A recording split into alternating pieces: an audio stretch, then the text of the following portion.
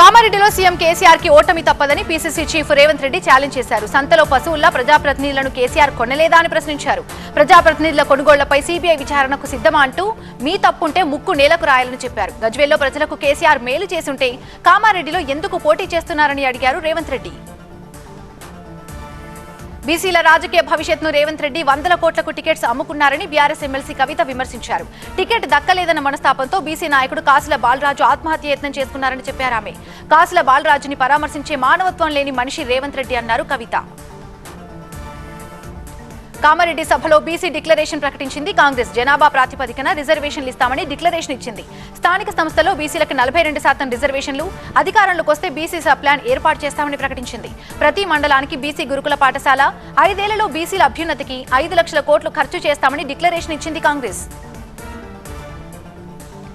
Congress minority declaration ని వ్యతిరేకిస్తున్నామని చెప్పారు మంత్రి కేటీఆర్. కులగణన తర్వాతే మైనారిటీలను బీసీలుగా గుర్తిస్తారని చెప్పారు. మైనారిటీలు బీసీల మధ్య చిచ్చు పెట్టాలని చూస్తుందని ఆరోపించారు. కాంగ్రెస్ మైనారిటీ డిక్లరేషన్ తో మైనారిటీలు ప్రత్యేక హోదాను కోల్పోతారని, మైనారిటీ డిక్లరేషన్ ని కాంగ్రెస్ వెనక్కి తీసుకోవాలని కోరారు కేటీఆర్. కర్ణాటకలో గ్యారంటీలు అమలు కావటం లేదని కేసీఆర్ తప్పుడు ప్రచారం చేస్తున్నారని ఆ రాష్ట్ర సీఎం సిద్ధరామయ్య విమర్శించారు. కర్ణాటకలో గ్యారంటీలను వారం రోజుల్లోనే అమలు చేశామని చెప్పారు. తెలంగాణలో కాంగ్రెస్ అధికారమని, కేసీఆర్ ప్రభుత్వానికి ప్రజలు బుద్ధి చెబుతారన్నారు సిద్ధరామయ్య. తాము కర్ణాటకలో ఏం చేశామో తెలంగాణ సీఎం సహా నేతలంతా వస్తే చూపిస్తామని ఆ రాష్ట్ర deputy CM DK Shivakumar challenge చేశారు. కేసీఆర్ ని నమ్మి ప్రజలు మోసపోవద్దని పిలుపునిచ్చారు. సూర్యాపేట జిల్లా కోదాడలో కాంగ్రెస్ ఎన్నికల ప్రచారంలో బీఆర్ఎస్ మీద విరుచుకుపడ్డారు శివకుమార్. బీజేపీ అధికారంలోకి వస్తే మళ్లీ కష్టాలే వస్తాయని మంత్రి హరీష్ రావు ప్రజలను హెచ్చరించారు. తెలంగాణలో బీజేపీ గెలిచే అవకాశం లేదని, ఎవరు ఎన్ని ట్రిక్స్ ప్లే చేసినా మూడోసారి సీఎం కేసీఆర్ అవుతారని పక్కాగా చెప్పారు. జమ్మికుంటలో కౌశిక్ రెడ్డి తరఫున మంత్రి హరీష్ రావు ఎన్నికల ప్రచారంలో ఈ వ్యాఖ్యలు చేశారు. బీఆర్ఎస్ ప్రభుత్వం బీసీలకు అన్యాయం చేసిందని మెదక్ జిల్లా నర్సాపూర్ రోడ్ షోలో బీజేపీ ఎమ్మెల్యే ఈటెల రాజేందర్ విమర్శించారు. రాష్ట్రంలో దొరల పాలన సాగుతుందని మండిపడ్డారు. సంక్షేమ ఫలాలు ఒకే కుటుంబానికి దక్కాయని ఈటెల రాజేందర్ విరుచుకుపడ్డారు.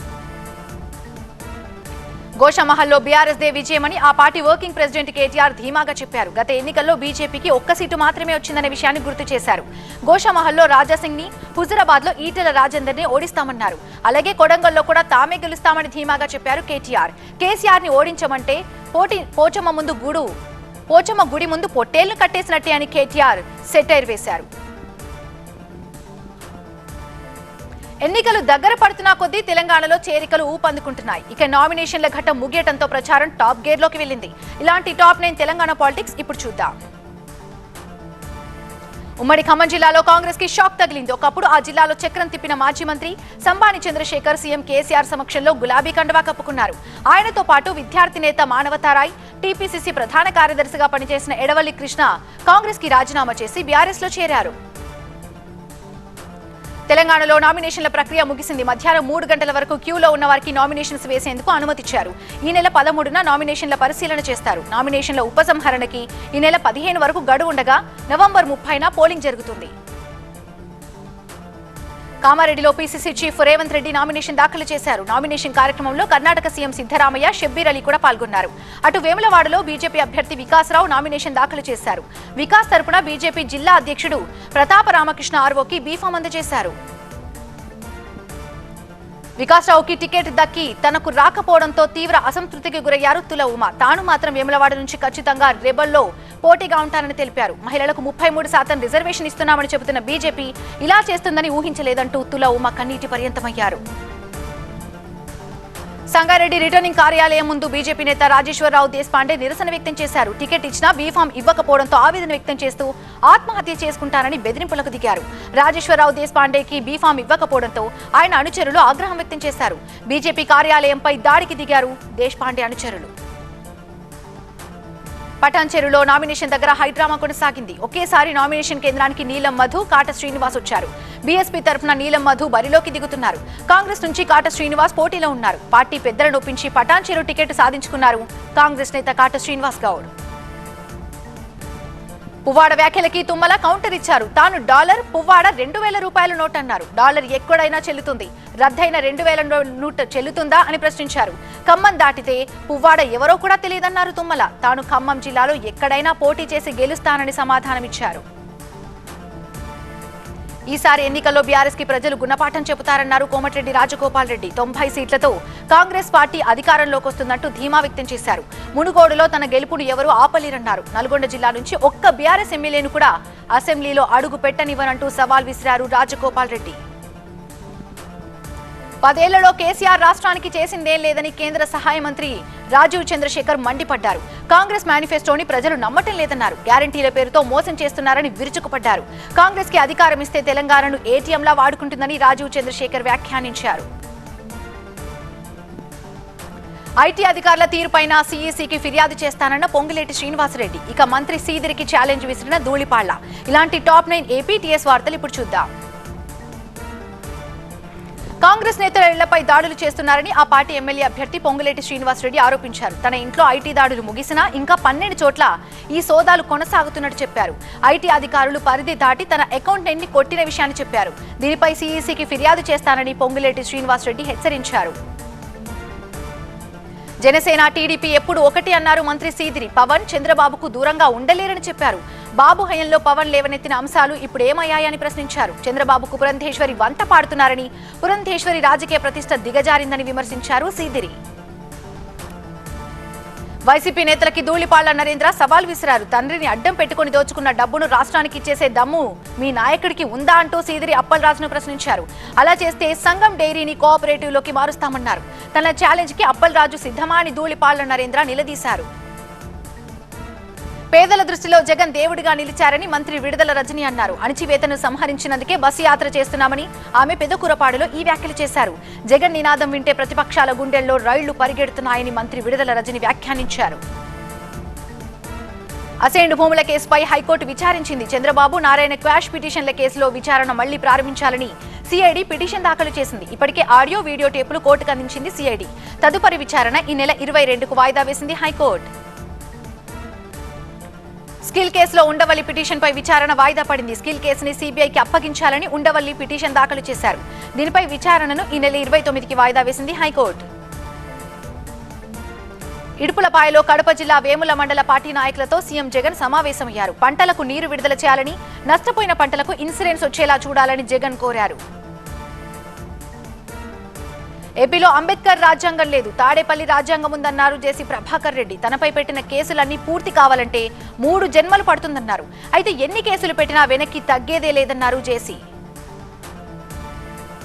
పోక్సో కేసులో విశాఖ కోర్టు సంచలన తీర్పిచ్చింది. ఏడాది జనవరి 13న 4 ఏళ్ల బాలికపై అత్యాచారానికి ఒడిగట్టిన సిఐఎస్ఎఫ్ కానిస్టేబుల్ రాజేష్ కుమార్ ను జీవిత ఖైదు విధించింది. రాజేష్ కి బాధితురాలికి 5 లక్షల పరిహారం ఇవ్వాలని ఆదేశించినట్టు విశాఖ సిపి చెప్పారు.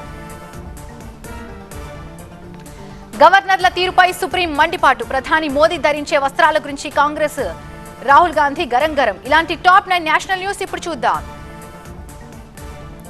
అసెంబ్లీలో పాస్ చేసిన బిల్స్ ని ఆమోదించకుండా జాప్యం చేస్తున్న తమిళనాడు, పంజాబ్ గవర్నర్లపై సుప్రీంకోర్టు తీవ్రంగా అభ్యంతరం తెలిపింది. పంజాబ్ గవర్నర్ భన్వర్లాల్ పురోహిత్ నిప్పుతో చెలగాటమాడుతున్నారని ధర్మాసనం వ్యాఖ్యానించింది. మన దేశం నిర్దిష్టమైన సంప్రదాయాల ప్రకారం నడుస్తుందని, వాటిని అమలు చేయాలని సుప్రీం ధర్మాసనం హితబోధ చేసింది. అయితే తాను బిల్స్ ఆపినట్టు ఒక్క ఆధారం చూపాలంటూ కేరళ గవర్నర్ ఆరిఫ్ మహ్మద్ ఖాన్ ఛాలెంజ్ చేశారు. అసలు ప్రభుత్వానికి తనకు మధ్య వివాదమే లేదన్నారు. రాజ్యాంగం స్ఫూర్తితో తాను ముందుకు వెళ్తున్నట్టు చెప్పారు. వర్సిటీ బిల్స్ మనీ బిల్స్ అని, వాటిని గవర్నర్ అనుమతి లేకుండా అసెంబ్లీ పాస్ చేయకూడదన్నారు. ఢిల్లీ సీఎం అరవింద్ కేజ్రీవాల్ ని ట్రాప్ చేయడానికి పెద్ద కుట్ర చేస్తున్నారంటూ ఆ పార్టీ ఎంపీ సంజయ్ సింగ్ ఆరోపించారు. సంజయ్ సింగ్ ని కోర్టులో ప్రవేశపెట్టినప్పుడు ఆయన ఇలా అరవటం ప్రాధాన్యం సంతరించుకుంది. ఢిల్లీ లిక్కర్ స్కామ్ కేసులో సంజయ్ సింగ్ జ్యుడిషియల్ కస్టడీని కోర్టు ఈ నెల 24 దాకా పొడిగించింది. మరోవైపు ఒక పరువు నష్టం కేసులో ఆయన్ని అమృత్సర్ కోర్టులో హాజరుపరచడానికి కోర్టు సమ్మతించింది. తనకు మళ్లీ టికెట్ రాదంటూ అదాని వర్గం ప్రచారం చేస్తుందని తృణమూల్ ఎంపీ మహువా మొయిత్రా ఆరోపించారు. కానీ తాను మళ్లీ కోల్కతాలోని కృష్ణానగర్ నుంచి పోటీ చేస్తానని, గతంలోని మెజారిటీ కంటే రెట్టింపు మెజారిటీతో గెలుస్తానని చెప్పారామె. అయితే చెప్పారాయన అదాని ఇలాంటి ప్రచారాలతో అనవసరంగా టైం వేస్ట్ చేసుకోకూడదని మహువా సూచించారు. ప్రధాని మోదీ లక్షల రూపాయల విలువైన సూట్స్ ధరిస్తారంటూ కాంగ్రెస్ అగ్రనేత రాహుల్ గాంధీ ఆరోపించారు.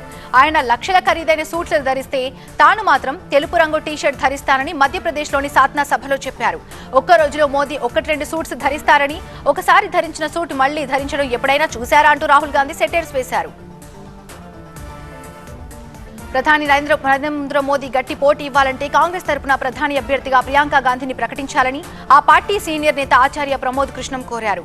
అయితే గాంధీ కుటుంబం లేకుండా కాంగ్రెస్ కి గుర్తింపే లేదన్నారు ఆయన. మొత్తం ఇండియా కూటమిలో ప్రియాంక గాంధీ అంతటి జనాదరణ కలిగిన నేత ఎవరూ లేరని ప్రమోద్ కృష్ణం తేల్చి చెప్పారు.